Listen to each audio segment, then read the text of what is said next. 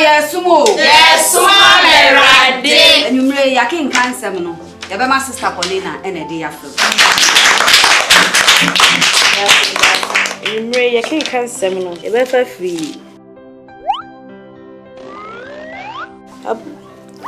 Abus chapter. Hey, babe! Sister Paulina, we reading glasses here, China, Hebrews. Hey! Madam! Ajenkwani, Tina Tet Hayan Herbal Capsule, a drawing Tina per what to send me. Me ready, I mention glasses. Obrodi Bessie, see clear. Ayano Crow, Kinaata Hayan Herbal Capsules, a full supplement for good vision and not recommended for children below 12 years, asthmatic patients, pregnant and breastfeeding mothers. A drawing baby atwa for Tina Tet Herbal Shop.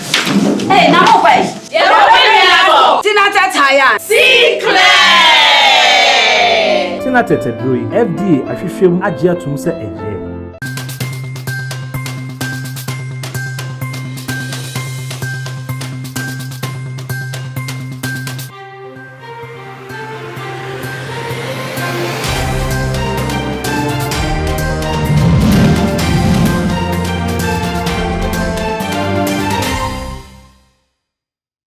Adeshimai my mama kwa baede ba Ghana TV eso ebredru sesam horo aya bobo no yade ebeso mo kase bo kwanso we eye kase bo te wo hwe me live on YouTube, Facebook and Instagram. So any day you can wo hwe me subscribe, like and share ma afofronso entimi enhwe mi amache bra me de kase bo yi ebeso mo eye me that hima ajoa nati afeye mbora ensamono emu. Stephane Benson ye Ghana ni nyumtuni wo UK manimu na ode efutu akọ ama emaya no wochire mu se obabi wo ho a woni niku enya kasakasa na so woni niku enya entokwa ana kasakasa bi esi woni ninku entemu a na ache se eye Jerusalem gate no watumu edisafo no akwa akoto epumu che se obeda wo be che legacy pampe trouser jeans upon jeans na wa hye dia da che se wo mani kun kwan kra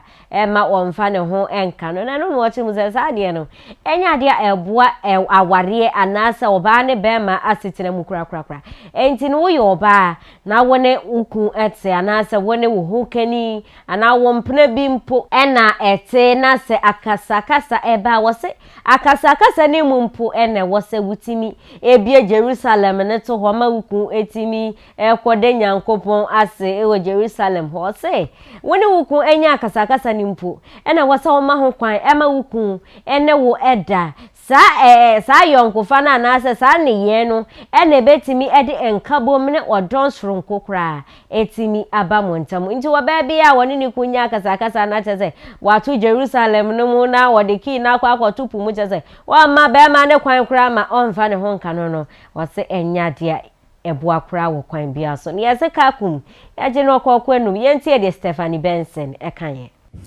A lot of you married ladies take sex off the table when you're angry with your partner. I'm not talking about when he's cheated, no. I'm talking about the normal quarrels that happen in relationships. Some of you get so angry that when you go to bed, it's like, Oh. Mommy Steph is here to tell you that when you're angry with your partner, it's the best time to have sex. It's one of the best sex you could ever have. Go to wherever he's sitting. If it's in the sitting room, kitchen, wherever it is. Shut the door and take his pants down and give him the best blowjob of his life.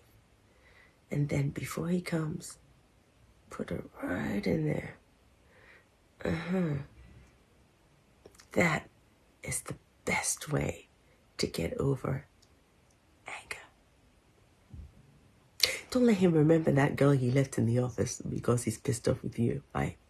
Just do it. You'll enjoy it as well. Okay. Now that I've sufficiently titillated your senses tonight, go and take one for me, right? I love you. Bye.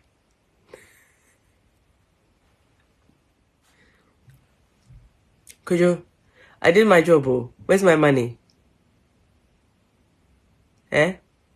enti woni wo yoba na woni uku enya kasa sa na dwono wo se wuyi ne star shronko kura ware yaze star shronko kura ena wo se wuyi mano na etimi de odo shronko etimi abamonte enjo Jerusalem ni musa Bible kura se enya wodia wenya ware na teza honam no enya wodie biem aye uku dia enti akasa ni mu anase ntokwesi ni mu mpo ena wo se wutimi makwan ema wuku etimi ene wo eda empo bema no ni buafu kura na wangasa wapekwan bi so adede no wa krokro no na enije etimi aba na saa ne ye no beko na wie no wehu se enije soronko kura ebe sign abefie we ni efutu a Stephane Benson de akọ ama ema ne awarefo ebusi ha na brama kwan oye de kase bono ebesi edi ameje so da chehima ajoa na ti asida kese enkoma glitter and glow skin care Kinaata table and a general organic foods dedi ho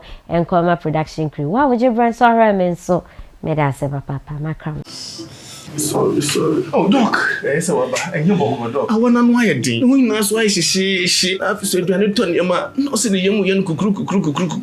So, your stomach was up, said the young. Had been so as I become. And then, crying, meaning said, if you be forcing I don't know. Test results natural say when you malaria on the moji. Yeah, 3D. Yes, malaria. Nani yem no so we no here. Tinatet tomac and a tinatet malake. Famano nano ho betono.